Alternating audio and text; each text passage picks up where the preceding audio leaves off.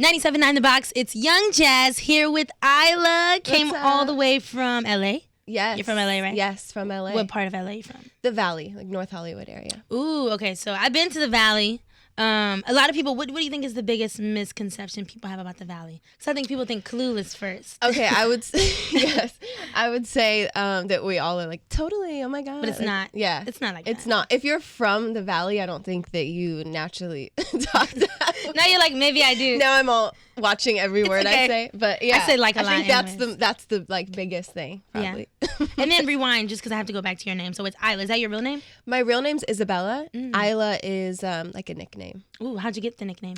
I actually came up with it myself. So my producer Cadis and I, we started working on my project War Raindrops like 4 years ago. We started working together, and so we were like developing the sound, and so I was like 22 at the time, and I kind of just wanted to change. Like I wanted to have a different name to go with what I was creating, and then now I'm just IYLA, like just who I am now. I love it. I love it. So speaking of, is your first EP? Yes. Wow. So what was it like when you finally were able to get it out? You said you worked on it for like 4 years? Yeah, it was the best feeling ever. Just to, when you work on something, whether it's a long time or not, I think it's almost like a release, like, and it's out there and it's the best feeling. It came out 6 months ago. Yeah. So it still feels really fresh. Thank you. Yeah. And so it's surreal. It felt amazing. So how long have you been doing like into music and stuff? Is it something you grew up on or? Yeah, I grew up, so my dad was a choir director in church growing up. And so he,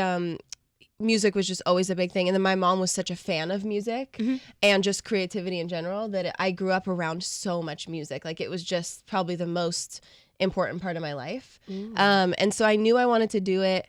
I was in a girl group right out of high school. You were? I was. What was the name of the girl group? Fine China. Fine China. How many girls was it? It started with 4 of us. Okay. We all like auditioned and we didn't know each other ahead of time. And then it ended with 2 of us. And then I ended up leaving when it was down to 2 because it just kept like, that's how it is. But it was great though. Like it was a good experience. I learned a lot. The girls, I love the girls. Like it was just, I don't know. I feel like I needed to be in that group. And then after that, I just was working with different producers doing features and stuff like that. And then I met Cadis, my producer now. So it was really, it's been a little journey, to come out with my first project. It's been a few years. So it's I feel really lucky. Definitely. So the project, how did you come up with a name for it? Okay, so War Raindrops came Since from... it's raining outside too. Yeah, it's perfect. It's a perfect vibe. And it's such a vibe. The whole EP is such a vibe. Especially you. Juice. We'll go into that, but go ahead. Okay, so thank you. So War Raindrops comes from the song Flowers, which is the first song on the EP. And in that song I say, this can't be love, this can't be War Raindrops. So basically, the war is like the war within myself and then the war within the relationship, right? So I'm kind of like, we're back and forth or it's painful. The raindrops is like the change of the seasons and like the relief to the situation and like a new coming. And so that's, the whole EP is really kind of about that, like watching the ups and downs of love and like me just growing and changing and evolving. And yeah. Are you a big lover? Yeah. Yeah? Are you in a relationship right now? I'm not. Okay, cool. So have you ever been, this is a totally random question. Okay. Just out of nowhere. So, because I saw this on Twitter. So here's a question for you. If you're talking to someone and they omit some information, but they know they're wrong, but they don't admit it, do you consider that lying or they're just like really sneaky? But I think it's sneaky. but technically it's not lying? That's hard. It depends on what it is. Okay. I think if you're in a relationship, like you're super open and whatever, then yeah, I think it's a little bit really shady. But for me, like I'm the type of person where I would rather not be in a relationship at all if it can't just be totally open and honest and like straightforward. And I'm okay with the truth, if that makes sense, even when it's hard. Like I'd rather have the truth than have like the BS. You protect my feelings. Right. Yeah. So you don't believe in like the talking phase? I like mean, the in the middle-ish or the friends with benefits. I believe in it. Yeah. Totally. I believe in all of it. I just think whatever it is, you should just be honest. But I totally believe in all the options. And be straight up and straightforward. Yeah, just be straightforward and then it's cool. Even if it is like not an official relationship or whatever, just be cool and then we're cool. I don't know. So how's everything been for you? Like this is just crazy. I know it's been, how fast has everything started to hit you? since the EP dropped? Yeah, I think so. I didn't expect to have people react the way they did to the EP. Really? I think when you're in it so much and you're kind of in your head, it's like you have no idea if people will gonna react like. Yeah, and I think this sounds kind of weird, but like at the time I wasn't even like, are people gonna like I didn't have all those questions because I was just so happy that it was out. You know, so you were making it for you. Really? I was, and so now like we're creating the second EP now. And you already have a name for it? No. Not yet. That's like the hardest part. Do you create the whole thing first and then name it? Yeah, totally. Ooh, it has to have there has to be like a meaning, you know, for me.